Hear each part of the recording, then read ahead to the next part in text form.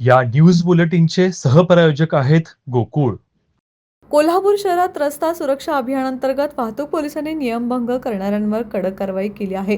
मंगळवारी आणि बुधवारी सकाळी 10 ते 1 या 8 तासांच्या कालावधीत शहरातील 4ही पोलीस ठाण्यांच्या हद्दीत विशेष मोहीम राबवण्यात आली. या कारवाईत एकूण 751 वाहनधारकांवर दंडात्मक कारवाई करत तब्बल 5,35,000 रुपयांचा दंड वसूल करण्यात आलाय, अशी माहिती वाहतूक पोलीस निरीक्षक नंदकुमार मोरे यांनी दिली. ट्रिपल सीट, वाहन चालवताना मोबाईलचा वापर, खिडक्यांना काळी फिल्म, नियमबाह्य नंबर प्लेट यासह विविध प्रकारचे वाहतूक नियमभंग मोठ्या प्रमाणात आढळून आले. विशेष म्हणजे यामध्ये तरुणांचे प्रमाण लक्षणीय असल्याचं पोलिसांनी सांगितले. मोबाईल वापर करत वाहन चालवणाऱ्या 81 जणांकडून सुमारे 1 लाख रुपयांचा दंड वसूल करण्यात आला. प्रमुख चौक आणि वर्दळीच्या ठिकाणी ही कारवाई करण्यात आली आहे.